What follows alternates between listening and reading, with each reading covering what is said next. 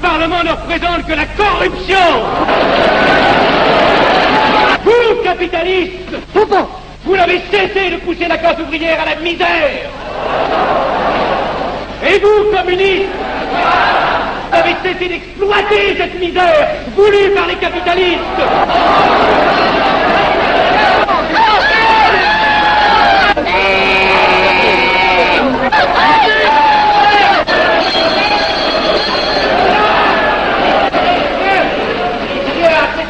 Et vous tous, parlementaires, désuets et périmés, n'insultez pas le parlementarisme.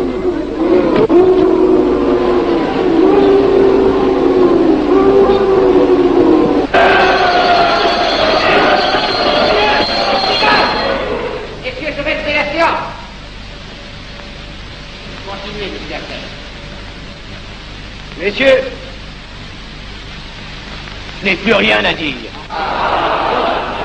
J'ai eu conscience de vous dire quelques vérités, peut-être désagréables, mais utiles. Donc ce ne sont pas quelques interruptions qui m'arrêteront. La communauté française ne se bâtira pas sur le conflit de la vieille bourgeoisie égoïste et du peuple affamé. C'est pourquoi je ne voterai pas ce projet qui donne satisfaction au capitalisme international et serait le bon prétexte pour les communistes à accentuer nos divisions. Je ne le voterai pas. Je serai sans doute le seul à ne pas le voter, car il semble que par une étrange aberration, la Chambre tout entière soit prête comme toujours à trahir l'intérêt français au bénéfice de certains intérêts internationaux très particuliers.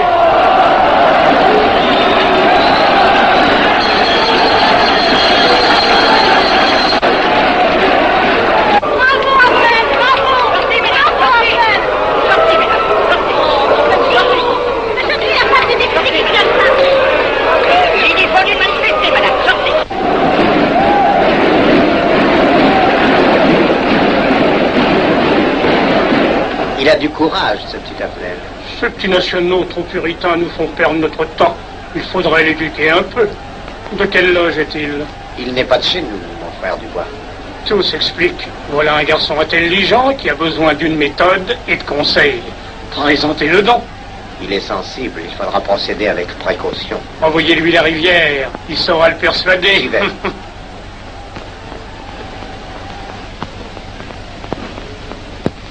Mon cher vénérable, nous avons un service à vous demander. Enfin, dis donc, je vous suis tout dévoué. Le jeune Avenel qui vient de parler assez brillamment devrait subir les épreuves de l'initiation. La maçonnerie lui apporterait beaucoup et le disciplinerait. Ne croyez-vous pas? J'y pensais déjà. Nous allons nous en occuper activement. Alors, je suis brisé. Comment avez-vous trouvé mon discours? Excellent. Vous leur avez dit de fort bonne vérité. Ouais, ça n'a pourtant servi à rien, ils ont voté le projet. Ça ne sert jamais à rien de dire la vérité. Les gens n'aiment pas la vérité. Ils préfèrent de beaucoup les mensonges. Vous êtes cynique. Non. J'ai une certaine expérience politique, déjà ancienne. À propos, voulez-vous venir un peu avec moi? J'ai quelque chose à vous dire. Volontiers.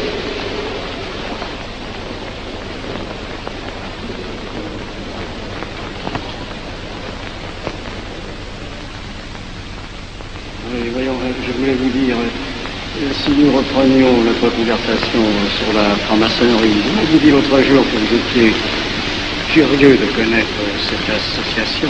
Ah oui, on en dit tantôt du bien, tantôt du mal. Je vous avoue que je n'aime pas beaucoup les sociétés secrètes. La franc-maçonnerie n'est pas une société secrète. C'est une société discrète. Pourquoi éprouves-tu tant de répugnance à me voir entrer dans la franc-maçonnerie? Cette association me semble suspecte. Il ne doit y avoir que des arrivistes là-dedans. Non, ils sont peut-être aussi des braves gens animés d'un idéal sincère. Le texte qu'ils m'ont donné est rempli de bonnes idées. Tu me diras que ce n'est qu'un programme affiché à l'entrée. Mais il me paraît loyal. Tu es un honnête homme, mon chéri. Mais tu as un grand défaut. Ah, et lequel? Tu ne vois jamais le mal. Tu imagines que les autres sont bons comme toi-même. C'est pourquoi tu as toujours des déceptions. N'importe, je suis décidé à tenter cette expérience. Alors fais-la. Je souhaite me tromper. Quand dois-tu te présenter chez ces gens? Mercredi. Déjà.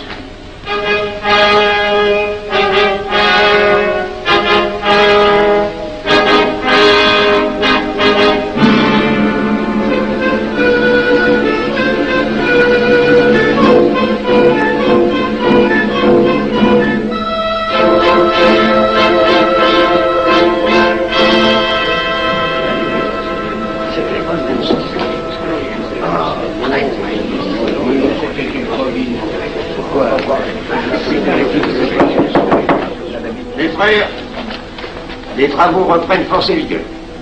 La tenue du comité a voté l'interrogatoire du profane Avenel.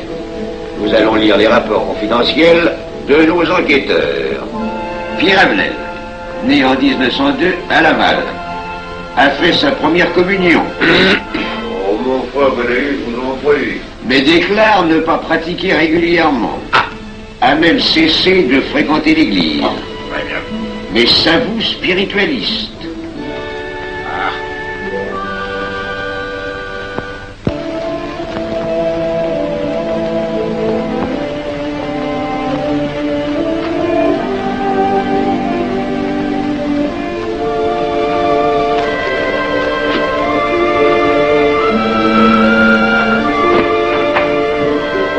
Monsieur, voulez-vous me citer? Permettez-moi de vous bander les genoux. Mes frères, le profane Avenel, qui nous est recommandé par notre frère Gainsbourg, vice-président de la Chambre, est député. Cela ne nous impressionne pas. Nous devons surtout examiner ce qu'il pourra apporter à la franc-maçonnerie. Il nous faut des gens qui servent notre ordre et contribuent à sa puissance. Pour l'instant, il paraît afficher des idées nationales un peu trop absolues. Mais enfin, je voudrais vous prévenir d'une chose.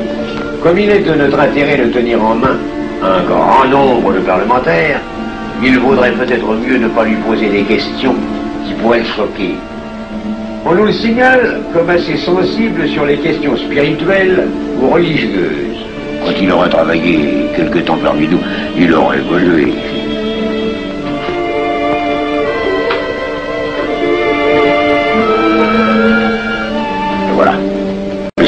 silence le plus absolu, mes frères. Qui frappe ainsi régulièrement à la porte du temple? C'est un profane qui demande à être interrogé, vénérable maître. Faites entrer le profane.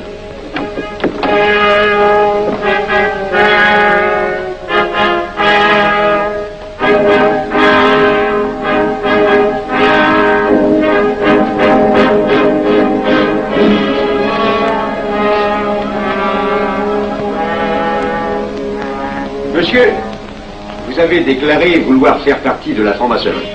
Mais nous désirons savoir qui vous êtes. Nous allons donc vous interroger sur vos sentiments, vos croyances, vos idées politiques. Répondez-nous sans vous troubler, mais en nous disant la plus stricte vérité. Consentez-vous à cet interrogatoire?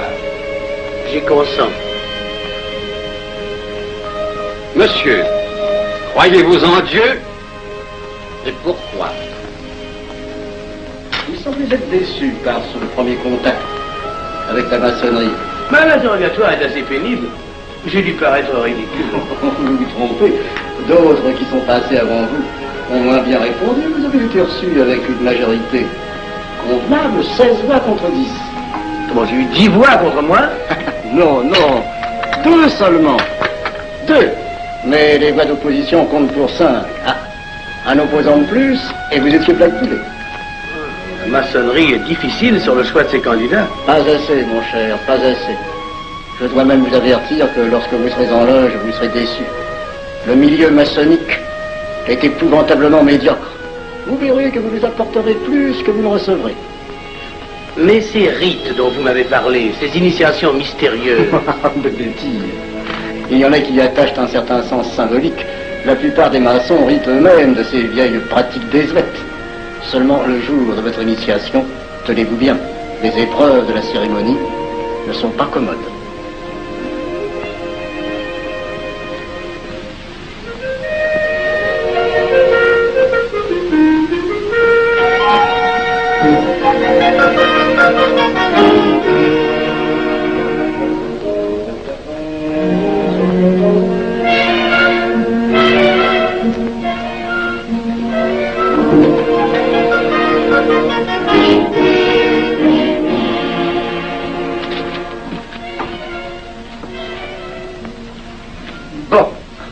Attendez à la buvette, là. On viendra vous chercher. Mais c'est entendu, mon cher, je m'occupe de ton affaire. Tu peux compter sur moi. C'est très important. Mais c'est entendu. Excuse-moi, la nuit va commencer, je suis un peu en retard. Viens.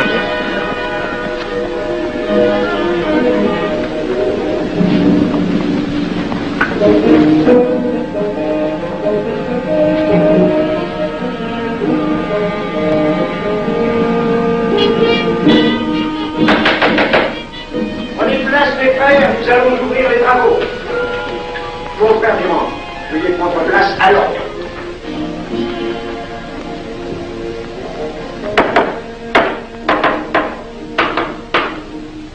Frère premier surveillant, êtes-vous franc-maçon? Mes frères me reconnaissent comme tel, vénérable maître. Frère second surveillant, quel âge avez-vous? 3 ans, vénérable maître.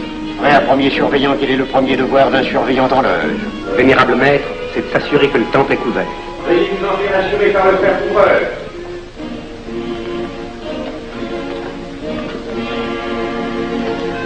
Le temple est couvert, vénérable maître.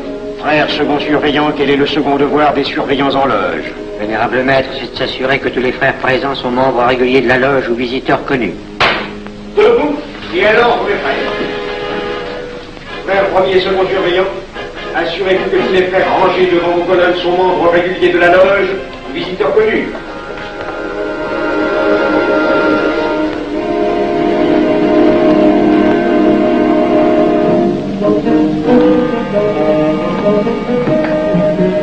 Vénérable maître, les frères qui décorent l'une et l'autre colonne sont membres réguliers de la loge ou visiteurs connus.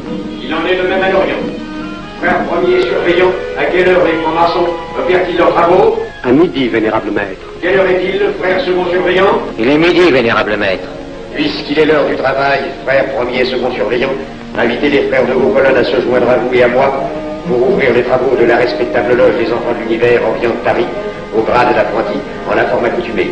À moi, mes frères, par le signe, la triple batterie et l'acclamation.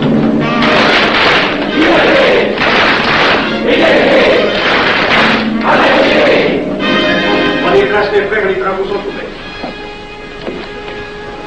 Mes frères, l'ordre du jour appelle l'initiation du profane Avenel.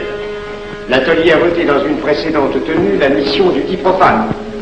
Nous allons donc ce soir le recevoir solennellement. Mon frère couvreur, veuillez aller chercher le profane Avenel qui a écrit son testament philosophique dans le cabinet de réflexion.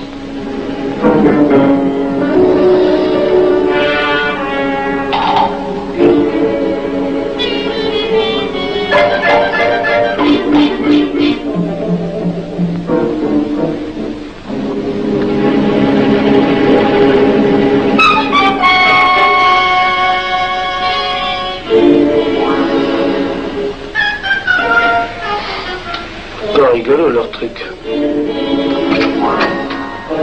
Monsieur, veuillez me suivre.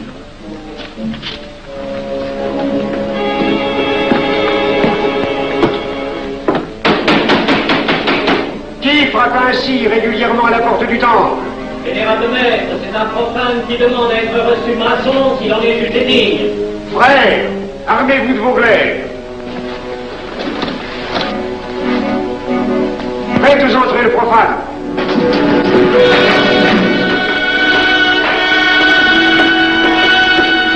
Laissez-vous, monsieur.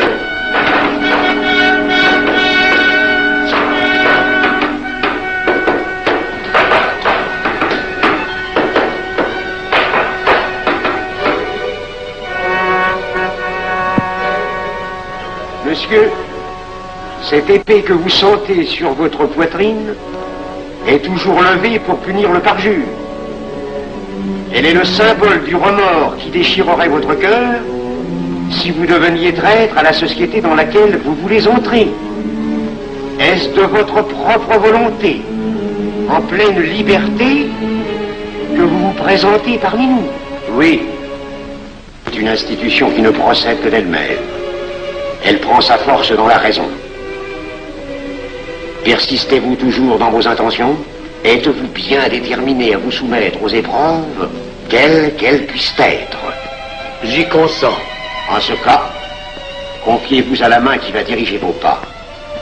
Mais, comme il serait imprudent de s'imposer des obligations dont on ne connaîtrait pas l'étendue, il est de la sagesse de cette respectable assemblée de vous dire quels seront vos devoirs si elle vous admet dans son sein.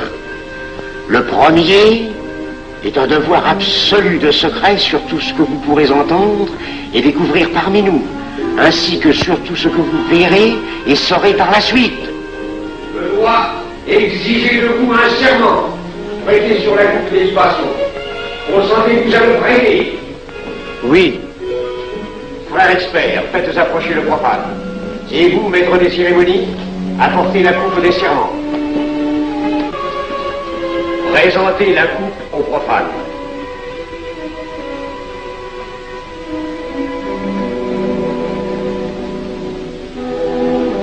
Prononcez avec moi le serment. Je m'engage sur l'honneur, au silence le plus absolu, sur tous les genres d'épreuves qu'on pourra me faire subir. Je m'y engage. Vous devez connaître toute l'importance d'un serment. Si jamais vous manquiez à une parole aussi solennellement donnée, buvez. Buvez! Buvez! Que ce breuvage amer soit pour vous le symbole de l'amertume et du remords que laisserait dans votre cœur le parjure qui aurait souillé vos lèvres. Frère expert, emparez-vous du profane et faites-lui faire son premier voyage.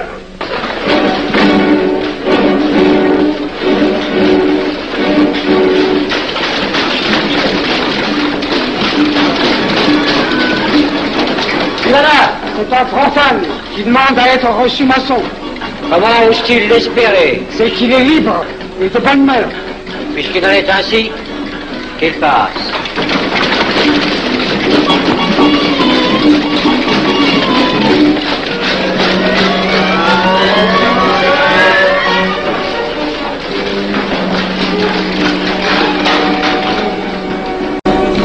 Monsieur, le voyage symbolique que vous venez de faire est l'emblème de la vie humaine. Le bruit que vous avez entendu figure les passions qui l'agitent. Les obstacles que vous avez rencontrés peignent les difficultés que l'homme éprouve et qu'il ne peut vaincre ou surmonter que grâce à l'aide qu'il trouve dans ses semblables. Frère expert, faites faire le deuxième voyage.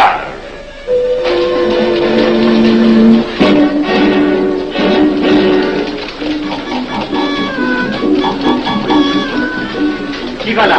C'est un profane qui demande à être reçu maçon. Comment ose-t-il l'espérer? C'est qu'il est libre et de bonne mœurs. Puisqu'il en est ainsi qu'il passe, et qu'il soit purifié par l'eau.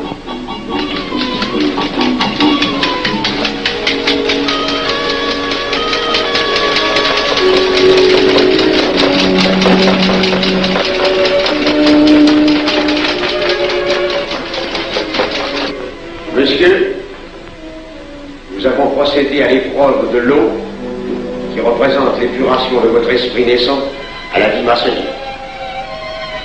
Votre cœur doit être limpide comme l'eau pure.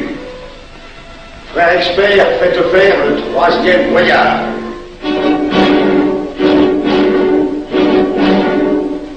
Qui va là? C'est un profane qui demande à être reçu maçon. Comment ose-t-il l'espérer? C'est qu'il est libre et de bonne mœurs. Puisqu'il en est ainsi qu'il passe par les flammes.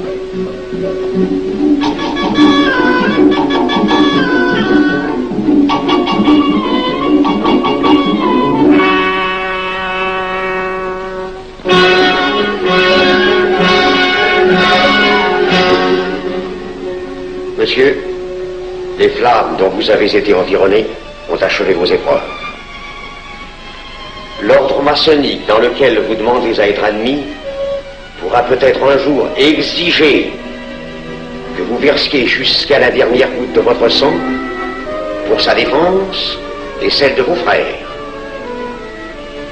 Je vais maintenant vous faire prêter serment à la franc-maçonnerie. Frère expert, amenez le profane à l'autel. Les frères, debout, à l'ordre et glaive aux mains.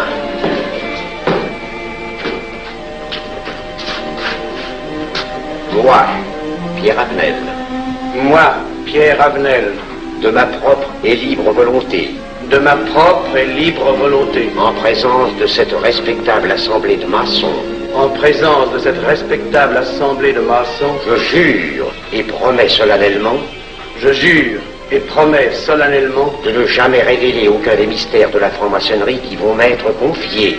De ne jamais révéler aucun des mystères de la franc-maçonnerie qui vont m'être confiés. Quelle idée saugrenue ton mari a-t-il de se faire recevoir franc-maçon?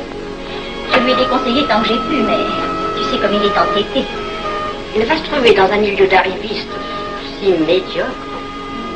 On l'a pourtant bien prévenu. Pourvu qu'il ne lui arrive rien. Il y a tant d'histoires qui courent sur le compte de ces sociétés secrètes. Ne t'inquiète pas, Pierre. Il saura se tirer d'un mauvais pas. Prudent. Pas assez. Monsieur, le serment que vous venez de prêter ne vous donne-t-il aucune inquiétude? Consentez-vous à le renouveler lorsque vous aurez reçu la lumière? Je le renouvellerai. Mes frères, nous allons donner la lumière aux profanes. Frère couvreur, préparez-vous à conduire votre fils. Que la lumière lui soit donnée à mon troisième coup de maillet.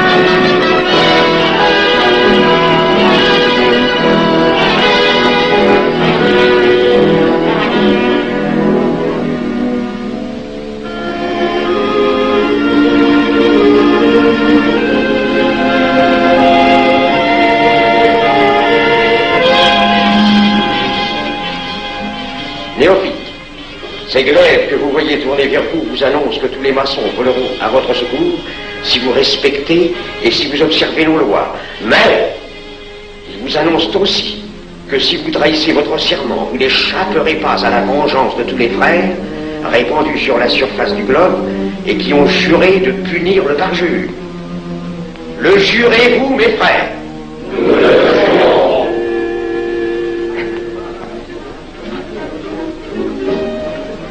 Mes frères, à la santé de notre nouveau frère. À votre santé.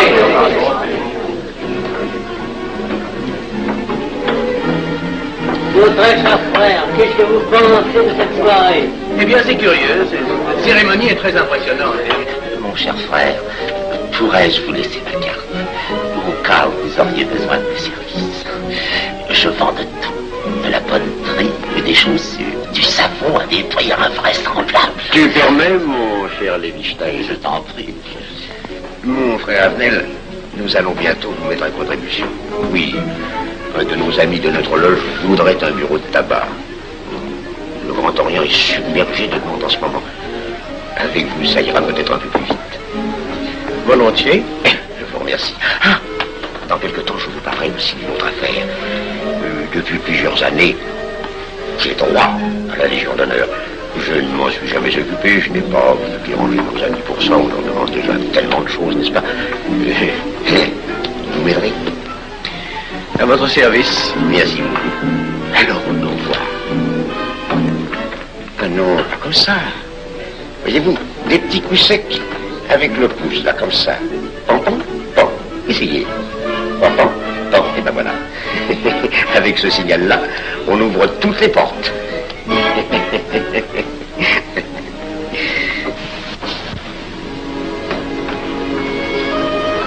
Alors, content? Bon.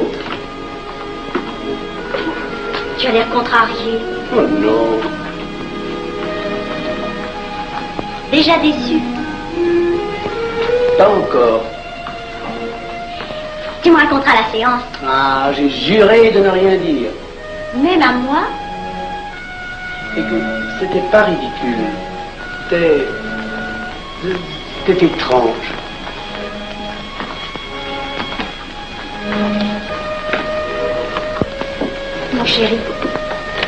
Mon chéri, c'est idiot, mais j'ai peur pour toi. Mais qu'est-ce que tu veux qu'il m'arrive? Oh, grand.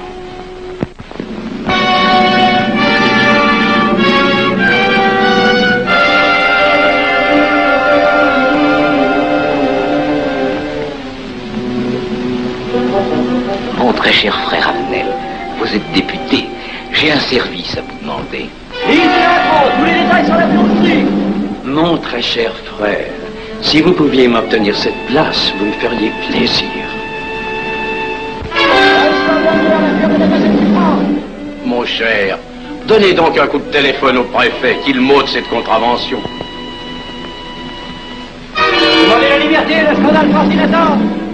Mon très cher frère Avenel, j'ai besoin d'un bon témoin de moralité dans un procès. Et c'est un de nos frères qui passe en correctionnel. Il est bien un peu coupable, mais avec un peu d'appui. Et pour manifester cette solidarité maçonnique, je suis sûr que vous voudrez bien vivre.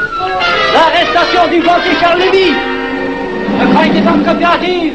Un nouveau scandale financier. Il faut l'exclure, c'est une fripouille. Oui, évidemment, c'est une fripouille, mais puisque personne ne le sait, nous pouvons le garder parmi nous. Non! Mais je comprends très bien vos réactions, mon cher Avenel. Mais tenez, je vais vous citer un exemple.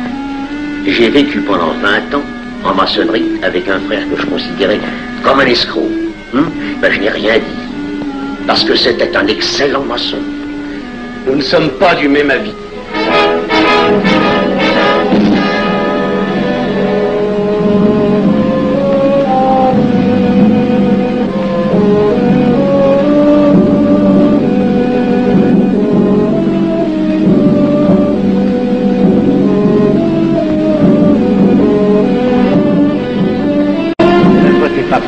Pourquoi?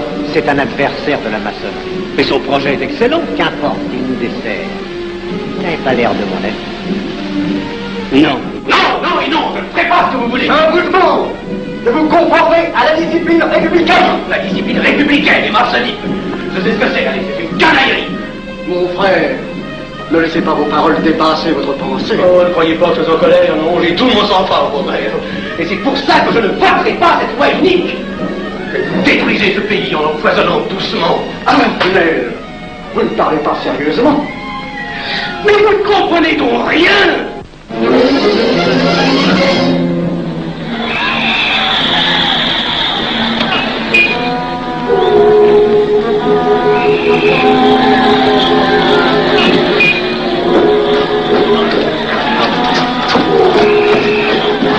Que se passe-t-il? Regardez.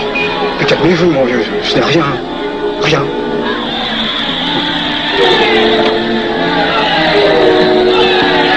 Que croyez-vous qu'on doit faire? Rien. Surtout rien. Pas de pareil cas que t'attends. Et croyez-moi, il n'y aura pas d'incident. Tous ces gens vont rentrer se coucher. Ils sont fatigués d'avoir crié.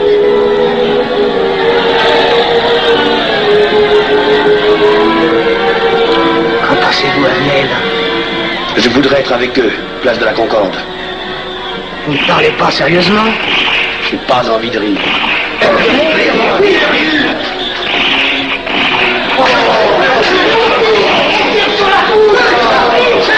Il faut arrêter ça, mais surtout, il faut arrêter ça.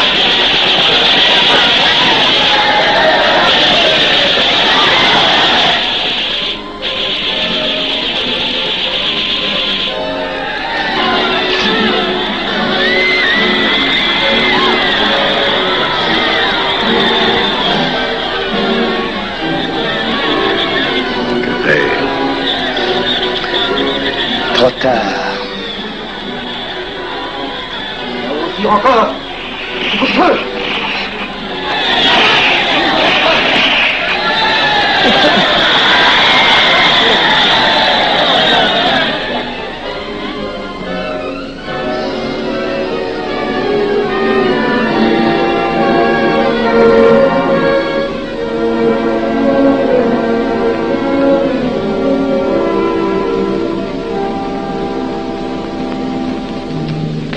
Messieurs, nous avons établi définitivement la liste des membres de la commission d'enquête. Tout le monde est bien d'accord pour la soumettre au vote de la Chambre. Pas d'objection? Le projet est accepté à l'unanimité. La séance est levée.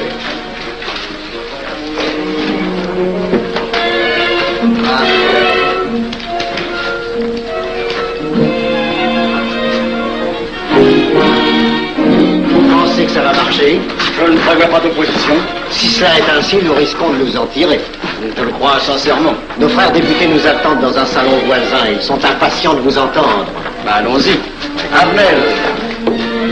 À propos, cher ami, je vous ai mis d'office dans la commission d'enquête. Moi, pourquoi? C'est indispensable. J'ai besoin de vous. Venez avec nous. Vos amis vous attendent.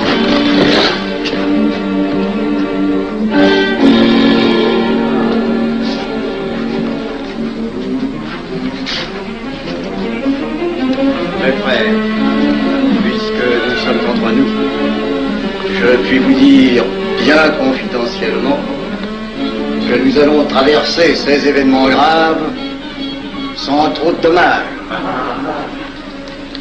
La commission vient d'accepter tout à l'heure les listes que nous avons proposées pour la commission d'enquête.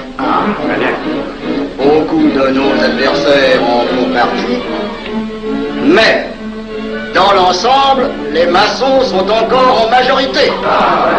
Rassurez-vous donc, ni la République ni la maçonnerie ne sont perdues. Elles ont traversé une crise grave. Elles sortiront renforcées de cette épreuve. Merci.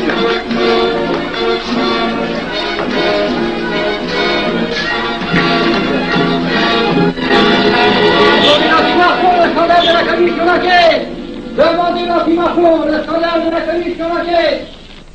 Vous me demanderez successivement le Quai d'Orsay, la Banque de France, l'état-major, le secrétaire général du Parti radical socialiste, le temps et les usines d'aviation Guerlain. Bien, monsieur.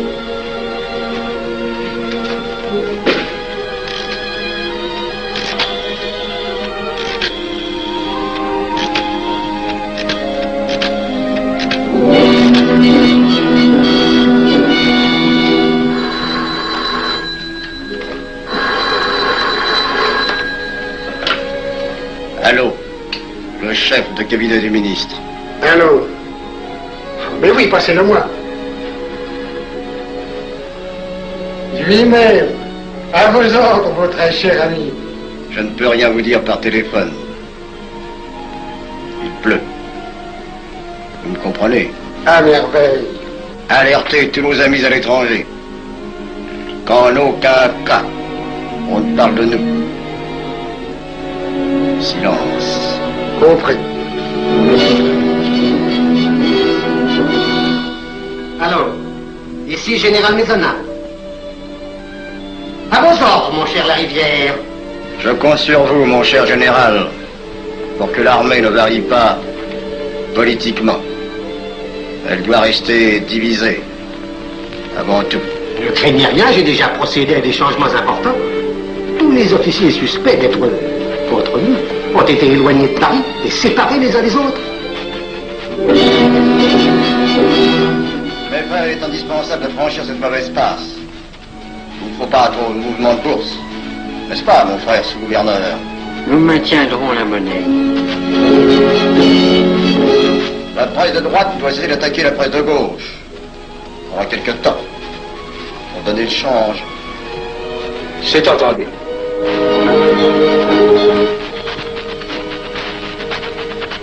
Les partis de gauche doivent faire entente avec ceux du centre et ceux de l'extrême gauche. De la sorte, nous contrôlons le peuple. Bloc populaire. Mieux. Front populaire. Bien. Quant à vous, mon cher Garlet, j'ai reçu ce matin une communication de l'étranger. On nous demande d'envoyer immédiatement du matériel d'aviation en Espagne. Moyennant quoi nous aurons tous les appuis politiques nécessaires. Même nos prototypes. Surtout nos prototypes. Ne croyez-vous pas que ce serait dangereux pour notre défense nationale? Faites ce que je vous dis.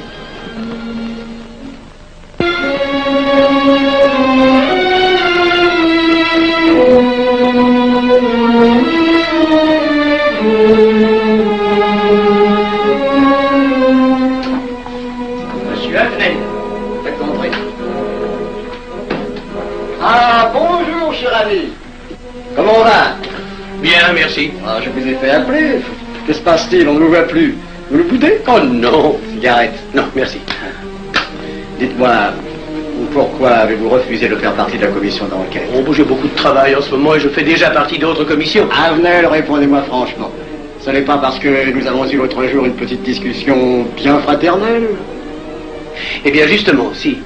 Je voudrais vous parler de la franc-maçonnerie. Ah, mais bien, voyons, mais bien entendu. Asseyez-vous. Alors? Ah, je vous écoute. Eh bien, voilà, vous avez été mon présentateur, je vous dois une explication. Je suis décidé à déposer ma démission. Vous avez l'air d'avoir été déçu par la maçonnerie. Oh, pire, choqué. Pourquoi?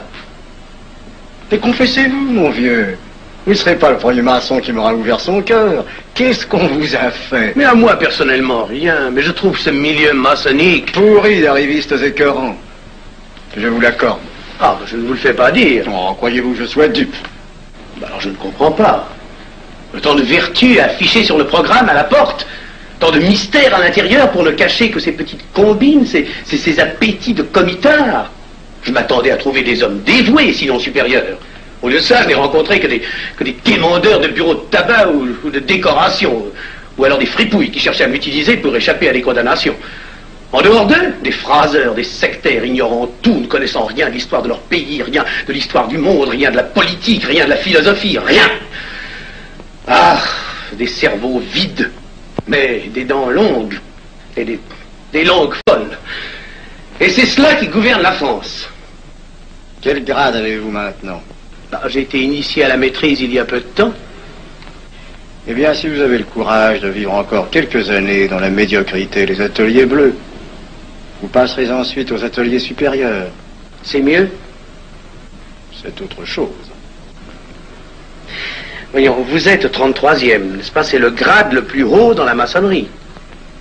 Mon petit Avenel, je vais vous révéler, quoique je ne le doive pas, ces fameux secrets maçonniques dont on fait tant de mystères. En maçonnerie, on cache tout aux petites gens. En bas, vous ne savez rien. En haut, vous commencez à voir un peu plus clair dans le jeu mondial. Moi-même, je ne suis pas totalement éclairé sur les intentions des dirigeants de notre ordre. Et quand je dis dirigeants, je me trompe. Il n'y a pas de chef chez nous. Il n'y a que des exécutants. Je suis un pion sur un échiquier, j'accomplis une fonction. Je reçois des messages. J'obéis. Je transmets. J'agis. Mais qui dirige? Personne. C'est beaucoup plus compliqué et simple en même temps qu'on ne pense. Qu'est-ce que la maçonnerie? Des groupes d'hommes qui se sont réunis aux quatre coins de l'univers pour enserrer le monde dans un réseau aux mailles infranchissables.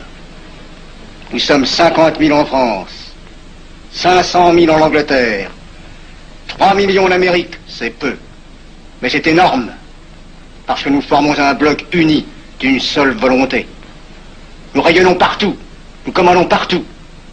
Ici, 300 parlementaires sont francs-maçons. En Angleterre, le roi fait partie de notre ordre. Aux États-Unis, le président est 32e. Il n'y a pas un pays où nous n'ayons nos appuis secrets, nos hommes, nos banques, nos groupes dévoués. Et ceci n'est rien. Je ne vous montre là de la maçonnerie que la puissance physique. Il y a peut-être autre chose. Mais quoi? Une doctrine supérieure. Une antique expérience des forces du monde qui nous permet de pousser les peuples tantôt vers la vie, tantôt vers la mort, quand il le faut.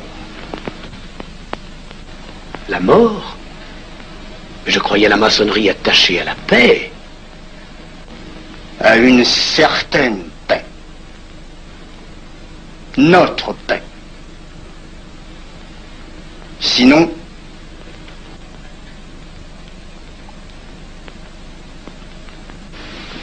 alors, cette démission? Je vais réfléchir.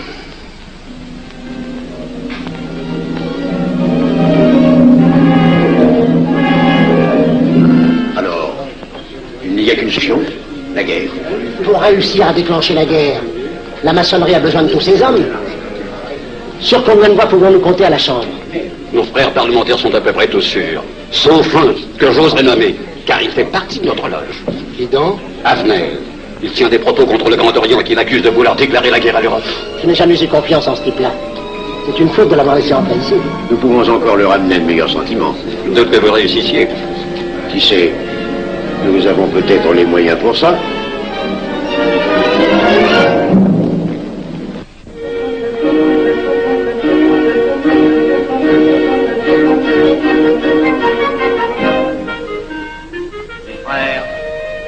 L'aviation allemande n'a pas d'appareil. Plus de 2000 accidents d'avion l'année dernière en Allemagne. La ligne Siegfried est à peine construite. Les tanks allemands marchent difficilement. Un détail entre autres qui m'a été rapporté par un de nos frères. Quand leurs tanks sont entrés à Vienne, on s'est aperçu que certains d'entre eux étaient en carton et montés sur des hautes bicyclettes. Voyez-moi, mes frères, il nous serait facile d'abattre le national-socialisme dont les exigences sans cesse accrues deviennent intolérables. Et libérer ainsi nos frères réduisent à l'esclavage. Jamais nous n'avons été plus près. En 15 jours, nous réglerions le sort de l'Allemagne. Notre loi régirait l'Europe définitivement. Notre victoire est sûre. C'est faux. C'est faux. Silence. Ce que dit cet homme est faux. Mon frère, je vous rappelle alors, vous n'avez pas la parole. Je le sais. Je député et membre de la commission de la défense nationale. Je ne peux pas laisser se prolonger un discours aussi manifestement erroné. L'appréciation de monsieur... De notre frère, Liechtenstein. Oui, si vous voulez. Sur l'état de l'armée que possède l'Allemagne sont des mensonges. Et ajouter quoi, c'est de la stupidité. Mais pourquoi vouloir une guerre entre l'Allemagne et la France? Mon frère, vous n'avez pas la parole. Peu m'importe. Mais je tiens à dire qu'aucun motif réel de conflit ne peut être invoqué. Vous le direz tout à l'heure, après l'exposé de notre frère. Non, je le dirai immédiatement, avant d'entendre des stupidités bellicistes. Oh, mais vous tous, maçons, vous poussez à la guerre.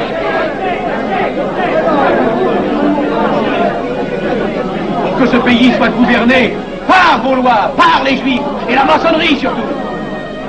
Le peuple français ne se battra pas pour défendre une idéologie fumeuse, un régime ignoble, une république pourrie. Mon frère Adnel, je vous prie de couvrir le temple.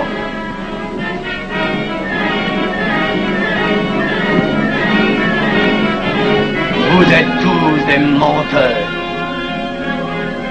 et des faussaires. Tout chez vous n'est qu'une sinistre comédie.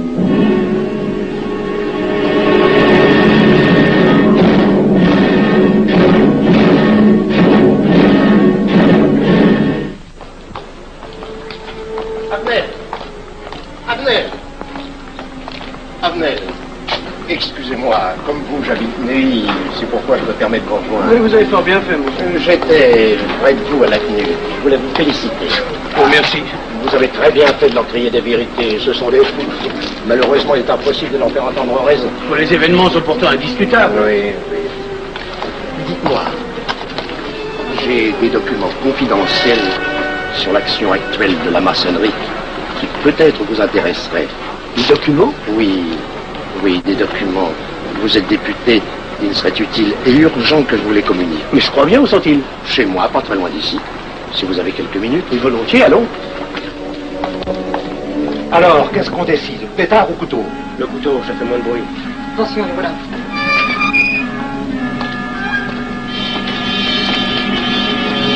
Un instant, je vais voir si...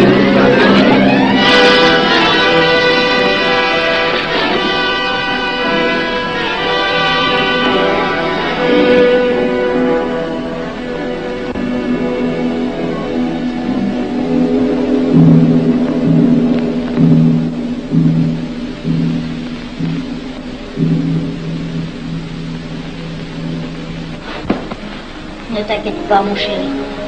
Tu guériras vite. Le docteur a dit maintenant que tu étais sauvé, à condition d'être sage.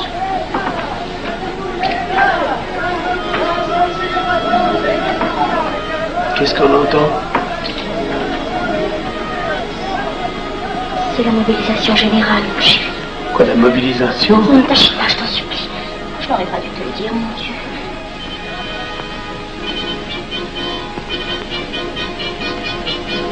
Ne t'en fais pas, mon chéri.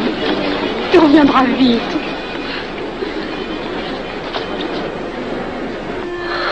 Les brutes.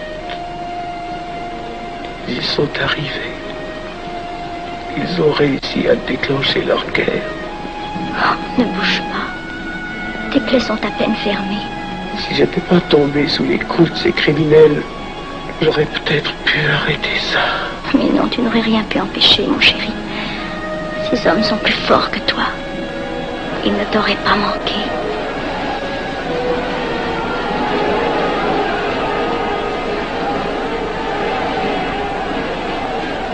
Qu'est-ce que c'est?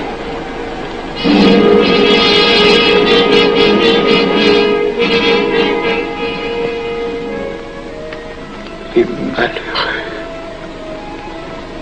s'ils savaient ce que je sais.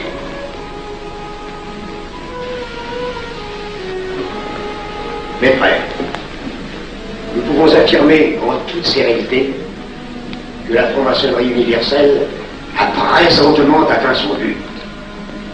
Cette guerre qui est la nôtre est déclarée. Elle doit aboutir au triomphe de notre ordre. Il importe que le monde soit définitivement gouverné selon nos méthodes et par nos idées. Debout et alors. Frère premier surveillant, à quelle heure ferme-t-on les travaux? À minuit, vénérable maître. Quelle heure est-il, frère second surveillant? Minuit, vénérable maître. Puisqu'il est minuit et que nous avons accompli notre œuvre, je déclare les travaux clos. Allons, baguette. Retirons-nous en fait, mes frères, sous la loi du silence.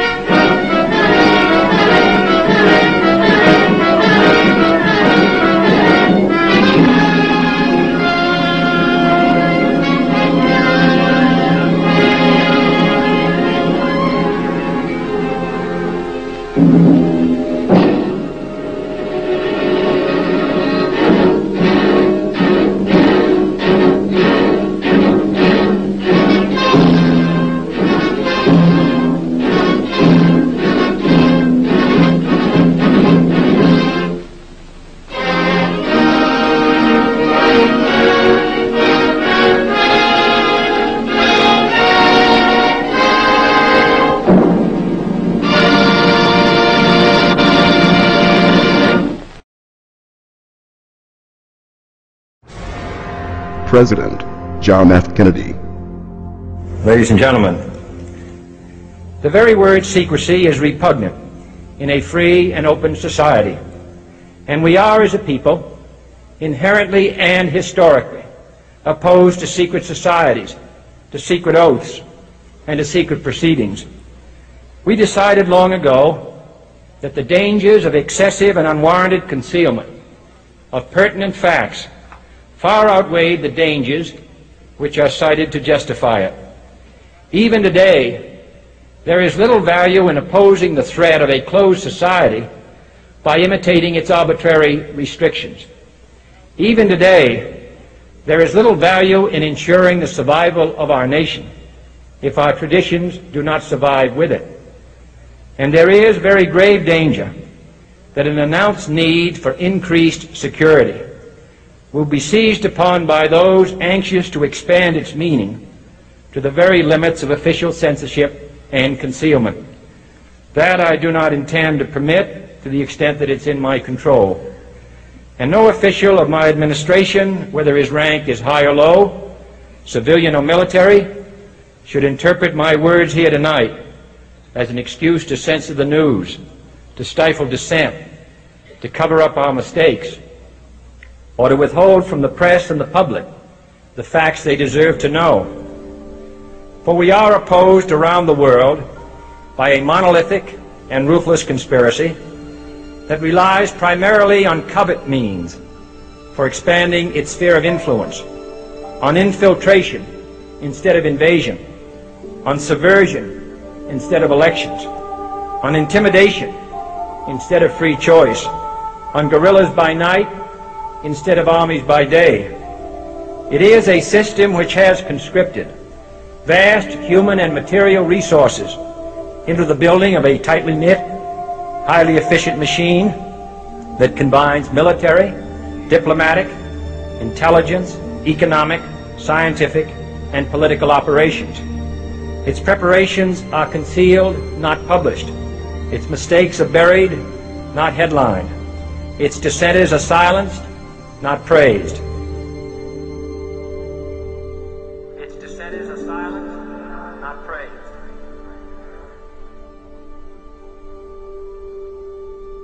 Its dissenters are silenced, not praised. Its dissenters are silenced, not praised. Its dissenters are silenced, not praised. Its dissenters are silenced, not praised. No expenditure is questioned, no rumor is printed, no secret is revealed. No president should fear public scrutiny of his program, for from that scrutiny comes understanding, and from that understanding comes support or opposition, and both are necessary. I am not asking your newspapers to support an administration, but I am asking your help in the tremendous task of informing and alerting the American people. For I have complete confidence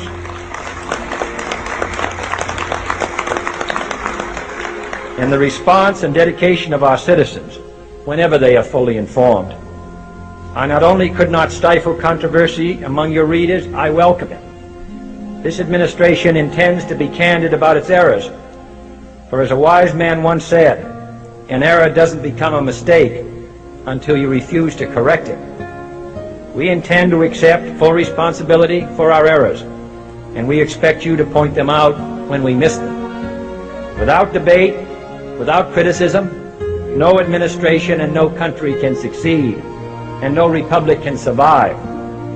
That is why the Athenian lawmaker Solon decreed it a crime for any citizen to shrink from controversy. And that is why our press was protected by the First Amendment, the only business in America specifically protected by the Constitution, not primarily to amuse and entertain, not to emphasize the trivial and the sentimental, not to simply give the public what it wants, but to inform, to arouse, to reflect, to state our dangers and our opportunities, to indicate our crises and our choices, to lead, mold, educate, and sometimes even anger public opinion. This means greater coverage and analysis of international news, for it is no longer far away and foreign, but close at hand and local.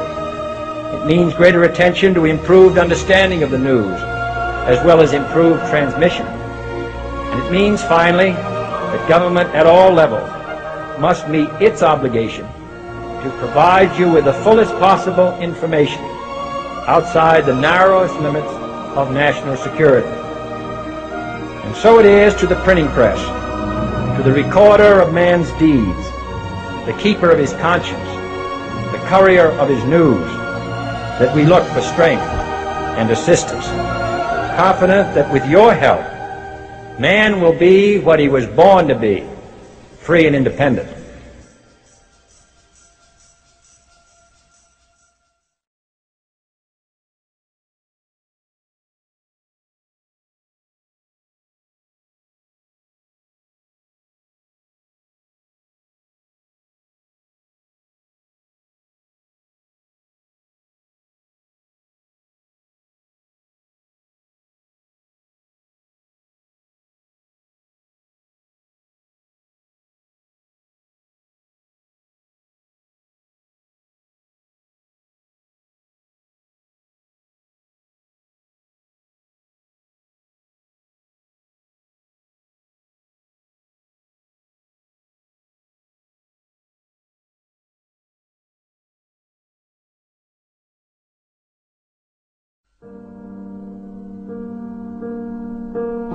Es trat wieder einmal jene Verschwörung erbärmlicher, häuptlicher politischer Kreaturen und geldgieriger Finanzmagnaten in Erscheinung, für die der Krieg ein willkommenes Mittel ist, ihre Geschäfte zum besseren Gedeihen zu bringen.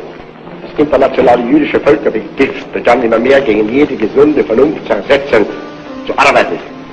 Die Literaten verstanden es, die anständigen Männer, die den Frieden wollten, als Schwächlinge, der Landesverräter hinzustellen. Die oppositionellen Parteien als fünfte Kolonnen zu denunzieren, um so jeden inneren Widerstand gegenüber ihrer verbrecherischen Kriegspolitik zu beseitigen. Juden, Freimaurer, Rüstungsfabrikanten, Kriegsgelunder, internationale Händler, Börsenjobber fanden politische Subjekte des Parados und Herostratennaturen, die den Krieg als das Ersehnens und damit Wünschenswerte hinstellten. Glauben Sie mir, meine Abgeordneten, ich empfehle dir einen inneren Ekel vor dieser Sorte gewissenloser parlamentarischer Volks- und Staatenvernichter. Es tut mir fast weh, wenn mich das Schicksal dazu auserwählt hat, das zu stoßen, was durch diese Menschen zum Fallen gebracht wird. Und meine Absicht war es nicht, Kriege zu führen, sondern einen neuen Sozialstaat von höchster Kultur aufzubauen. Jedes Jahr dieses Krieges raubt mich diese Arbeit, und die Ursachen dieses Raubes sind lächerliche Nullen, die man höchstens als politische Fabriksware der Natur bezeichnen kann, sofern nicht ihre käufliche Schlechtigkeit zu etwas Besonderem stempelt.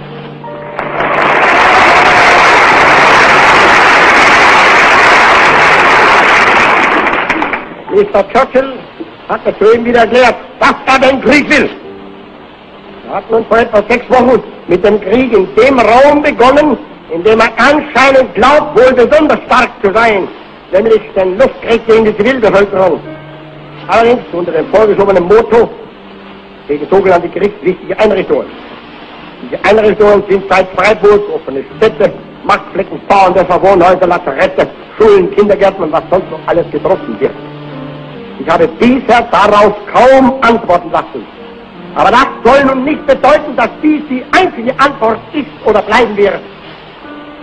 Ich bin mir nun darüber im Klaren, dass aus dieser unserer einmal kommenden Antwort namenloses Leid und Unglück über die Menschen hereinbringen wird. Natürlich nicht über Herrn Churchill, denn er wird dann sicherlich in Kanada sitzen, dort wohin man ja das Vermögen und die Kinder der vornehmsten Kriegsinteressenten schon gebracht hat. Aber es wird für Millionen andere Menschen ein großes Leid entstehen. Und Herr Churchill sollte mir dieses Mal vielleicht ausnahmsweise glauben, wenn ich als Prophet jetzt Folgendes ausspreche. Es wird dadurch ein großes Weltreich zerstört werden. Ein Weltreich, das zu vernichten und auch nur zu schädigen, niemals meine Absicht war. Allein ich bin mir darüber im Klaren, dass die Fortführung dieses Kampfes nur mit der vollständigen Zertrümmerung des einen der beiden Kämpfenden enden wird. Mr. Churchill mag glauben, das ist Deutschland nicht. Ich weiß, es wird England sein.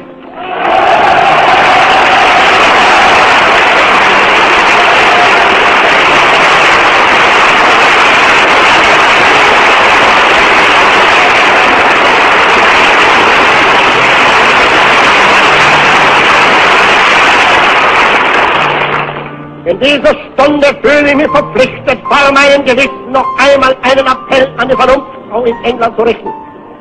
Ich glaube, dies tun zu können, weil ich ja nicht als besiegt um etwas bitte, sondern als Sieger nur für die Vernunft spreche.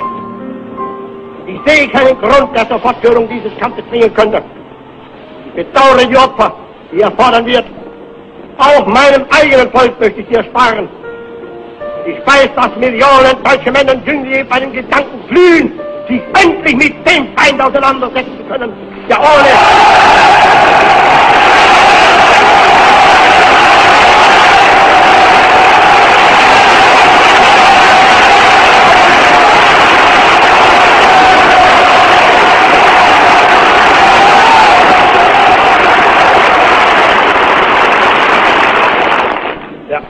jeden Grund uns zum zweiten Mal den Krieg erklärte. Allein ich weiß auch, dass zu Hause viele Frauen und Männer sind und Mütter sind, die trotz höchster Bereitwilligkeit auch das Letzte zu opfern, doch mit ihrem Herzen an diesem Letzten hängen. Herr Churchill mag nun diese meine Erklärung wieder abtun mit dem Geschrei, dass dies nur die Ausgeburt meiner Angst sei und meines Zweifels am Endsieg. Ich habe dann eben jedenfalls mein Gewissen erleichtert gegenüber den kommenden Dingen.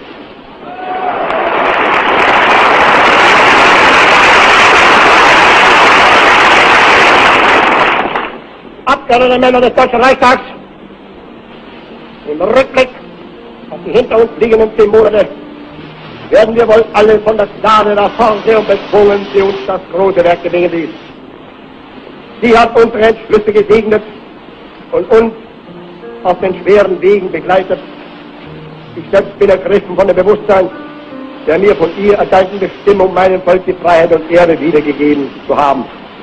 Die Schande, die vor 22 Jahren im Wald von Compiègne ihren Ausgang nahm, ist an dieser gleichen Stelle für immer gelöscht. Ich habe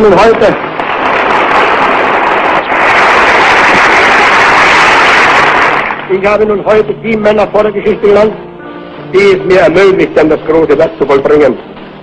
Die alle haben ihr Höchstes geleistet, ihre Fähigkeit und ihren Fleiß dem deutschen Volk geweiht. Ich will nun schließen mit der Erwähnung jener Namenlosen, die nicht wenige ihre Pflicht erfüllten, die millionenfach Leib und Leben einsetzen und für jede Stunde bereit waren, als brave deutsche Offiziere und Soldaten für Erfolg das letzte Opfer zu bringen, das ein Mann zu geben hat. Viele von ihnen liegen nun gebettet an der Seite der Gräber, in denen schon ihre Väter aus den großen Kriegen ruhen. Sie sind Zeugen des stillen Heldentums. Sie sind das Symbol für eine Hunderttausende von Musketieren, Panzerjägern und Panzerschützen, Pionieren und Artilleristen, Soldaten der Marine und der Luftwaffe, Männer der Waffen-SS und all die anderen Kämpfer, die im Kampf der deutschen Wehrmacht eingetreten sind für die Freiheit und Zukunft unseres Volkes und für die ewige Größe des nationalsozialistischen Großdeutschen Reiches. Deutschland, Sieg heil!